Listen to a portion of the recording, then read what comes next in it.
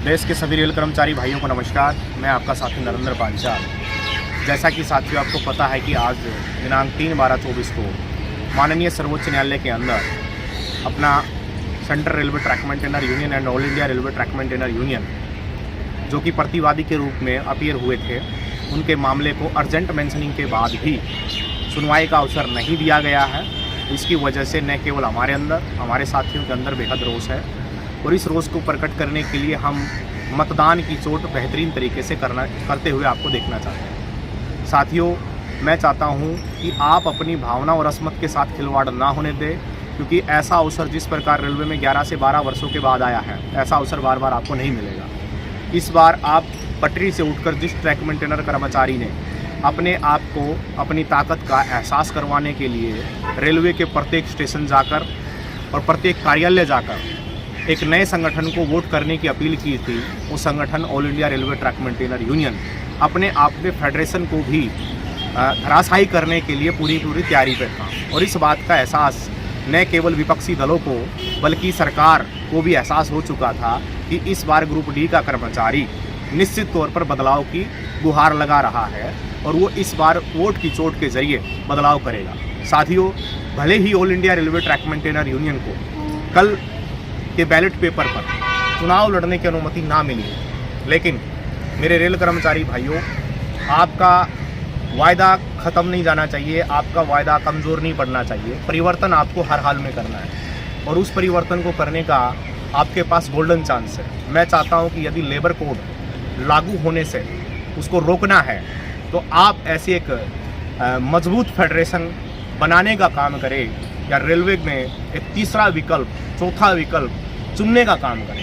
क्योंकि अगर सब रेल कर्मचारी भाई मिलकर नया विकल्प को अगर खंगालते हैं, भले ही AIRTO एक यूनियन है न कि एसोसिएशन है।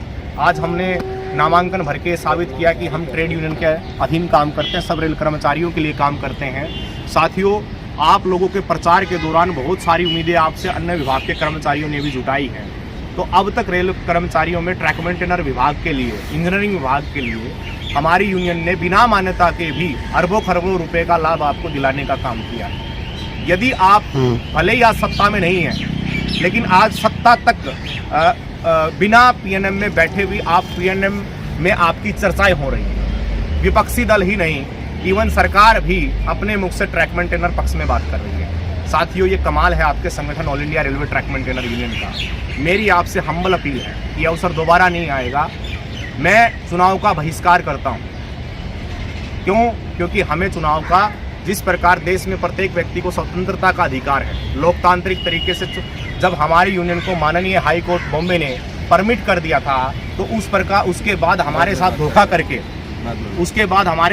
करके सरकार, केंद्र सरकार, union of India supreme court में SLP दाखिल करती है और हमें आज भी सुनवाई का यदि अवसर देती तो निश्चित तौर पर कल की डेट में आपका all India railway track maintainer union 14 नवंबर की तरह आपका बैलेट पेपर पे आपका नाम और चुनाव चिन्ह ला सकता था।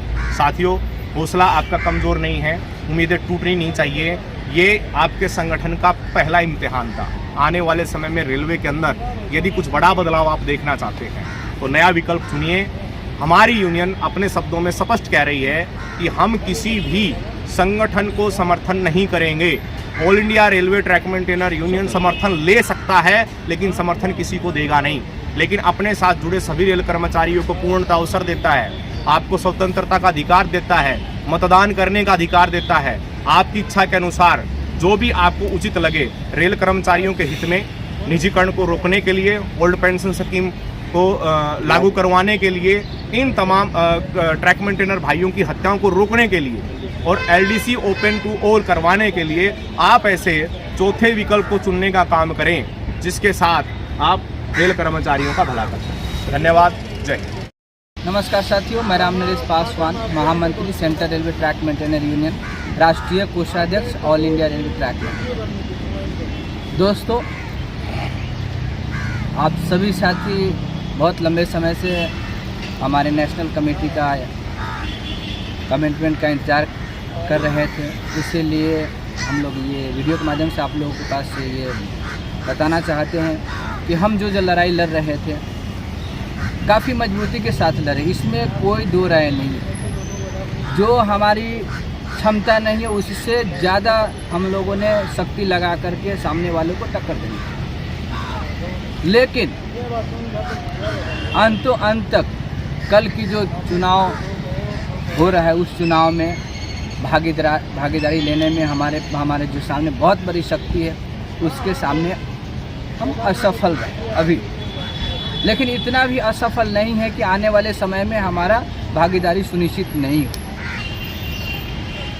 हमें आने वाले 10 तारीख को दिया गया है और उस 10 तारीख को कुछ भी हो सकता है। जब कोर्ट का निर्णय होता है तो री इलेक्शन भी कराया जाता है।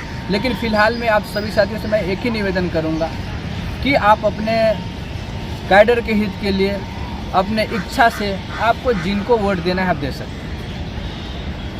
जहाँ पे आपकी भलाई हो वहाँ दीजिए, बशर्ते आपके लिए अपना संगठन आगे की लड़ाई और रणनीति तैयार करती रहेगी और आने वाले समय में हो सकता है हम लोग जिस मिशन में लगे हुए वो सफल होने का काम करेंगे। मैं इतना करके आप सभी साथियों को धन्यवाद देता हूँ।